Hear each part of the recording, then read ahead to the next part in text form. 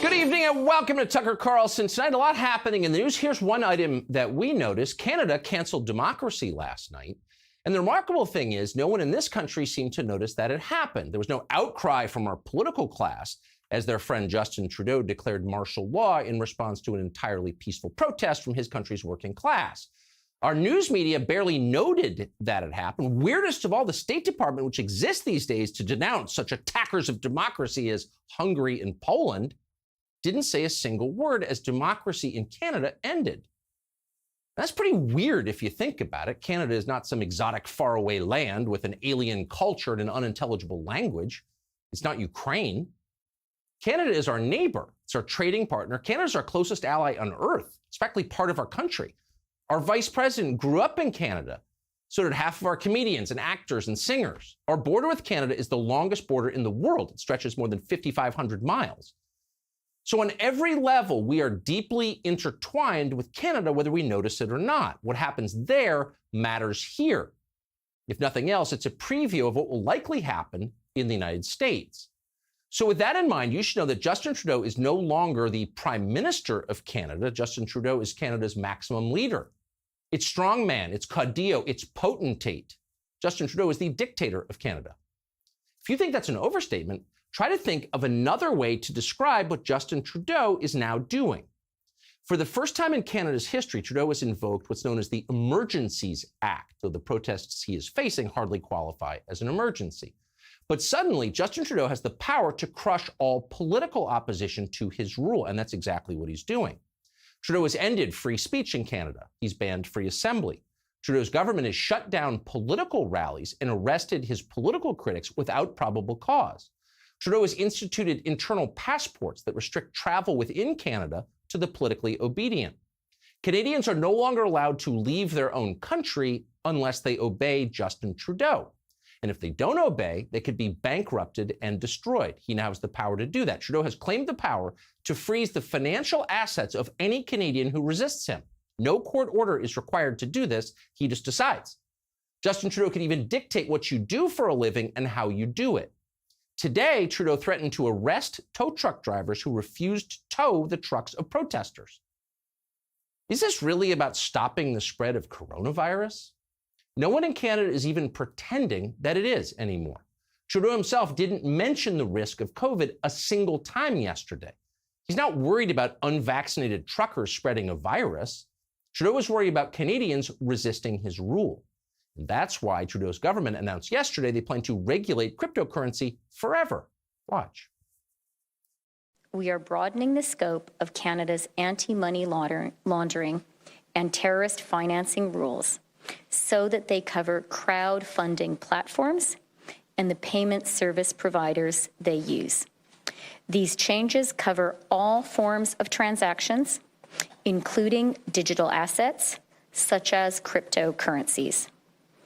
The illegal blockades have highlighted the fact that crowdfunding platforms and some of the payment service providers they use are not fully captured under the Proceeds of Crime and Terrorist Financing Act.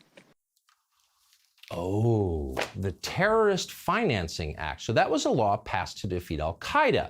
Now it's being used to stop law-abiding Canadians, middle-class people, students, truck drivers, from protecting their earnings from the total mismanagement of Canada's central bank. Justin Trudeau has wrecked the Canadian economy, but thanks to the Terrorist Financing Act, there is no escape from the consequences. Canadians are going to have to live with the consequences of Justin Trudeau's fiscal recklessness, whether they want to or not. Otherwise, they're terrorists. It shouldn't surprise you that Trudeau's first move in the face of a trucker protest was to clamp down on cryptocurrency.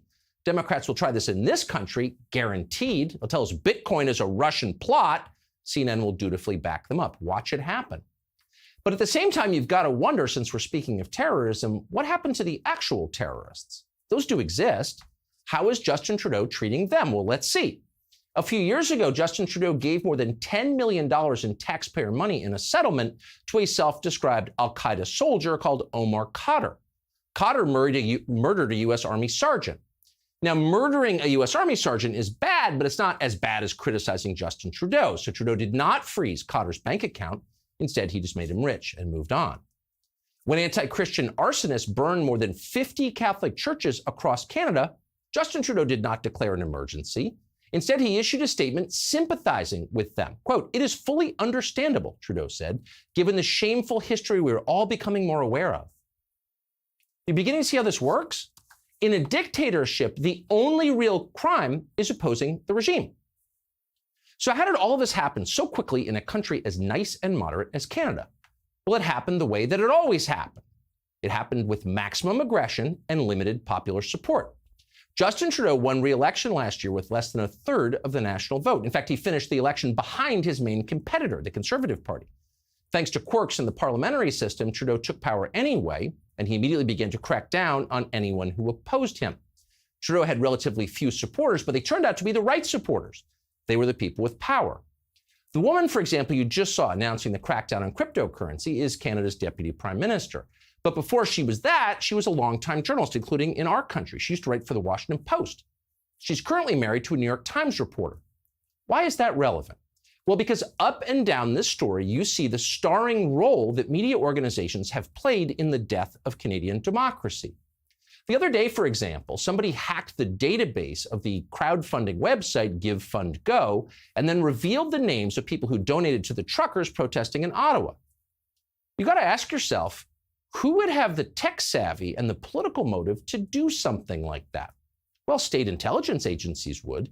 In fact, we can't really think of anybody else. It would certainly be interesting to find out who did it. It's a big part of the story. But media companies seem curiously uninterested in finding out who did it. Instead, they immediately started using this stolen information to intimidate the donors. Anyone who dared to send money to Justin Trudeau's political opponents was unmasked in public, shamed, and of course, inevitably threatened, because that's what happens. Trudeau's state TV channel, the CBC, has been working on this retribution project all day long. They know who their enemies are, and they know who their master is. It's Justin Trudeau. But Canada's National Post newspaper is doing the same thing. The National Post is supposedly independent of the government, but they're still doing it. In this country, Vice Media, to its great and eternal shame, has been doing the same thing. So what do all of these media companies have in common? Well, they're all squarely on the side of entrenched power against the population they supposedly serve. That's the opposite of what journalism was designed to do.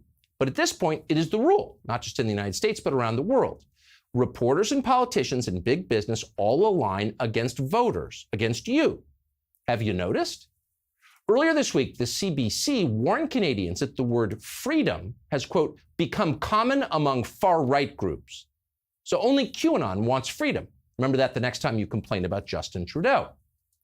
Media organizations have been agitating against democracy for years now, even as they've posed loudly as its greatest defenders.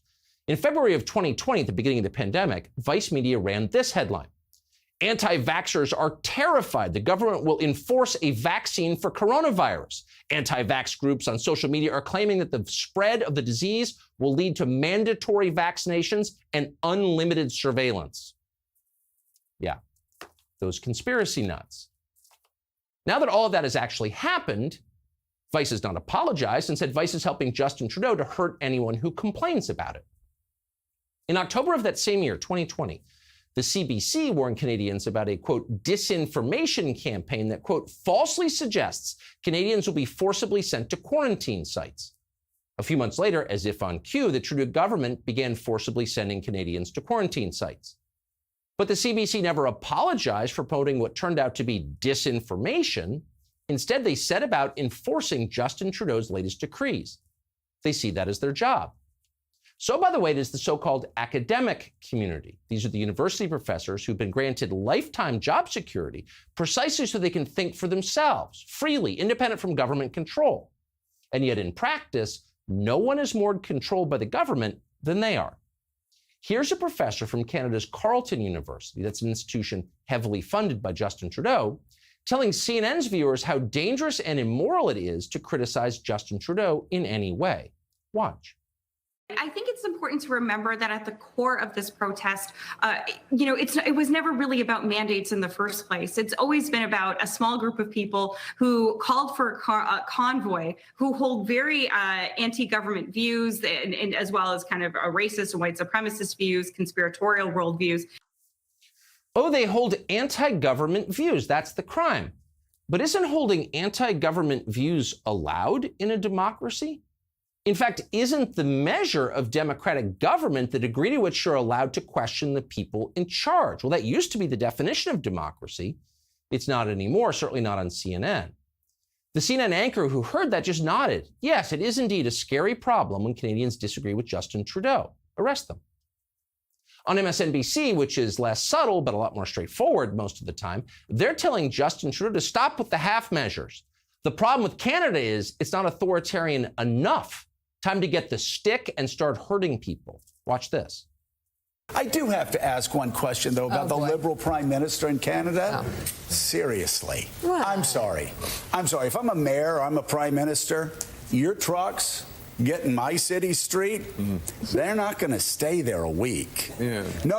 Okay. No, they're not going to stay. There's going to be somebody with a stick, and it's going to be banging on the window. It's going to say, you got one of two options. You can move this thing, or we're going to cuff you and take you to jail, and we're going to impound this, and we're going to fine your company. Move it or lose it. So move it or lose it. Settle down, tough guy. There's going to be someone there with a stick. It's interesting. It's always the very same people who call for violence. It's almost like it excites them. That's not a good sign. So clearly there is an appetite for Canadian-style tyranny in this country. So the question is, how long till we get it? Well, let's see. This morning we learned that American intelligence agencies are trying to censor a financial website called Zero Hedge. Unnamed sources from Joe Biden's intel community told the Associated Press, off the record, of course, that Zero Hedge was, quote, spreading Russian propaganda, by which they meant criticizing Joe Biden. We can't have that. So how long before they pull Zero Hedge off the internet?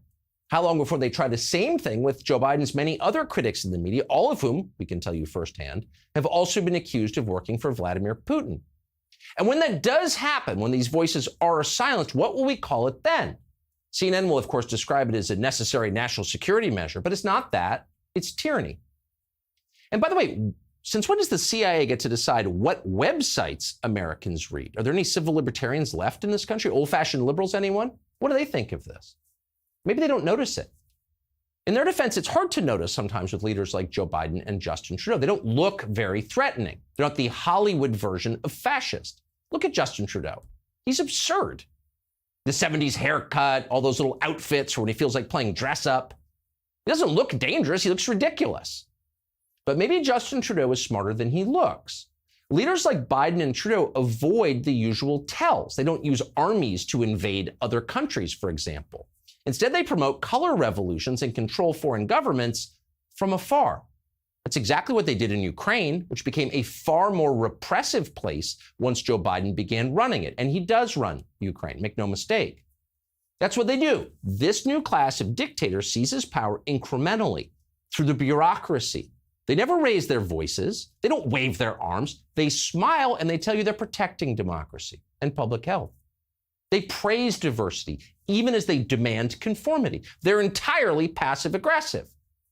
But they're no less dangerous. One morning you wake up and they've canceled your job and seized your bank account for the crime of disagreeing with them. This is the architecture of tyranny. And it's not just happening in Canada, it's happening here in the United States. It will be used against us. Bet on it. Hey, Sean Hannity here. Hey, click here to subscribe to Fox News YouTube page and catch our hottest interviews and most compelling analysis. You will not get it anywhere else.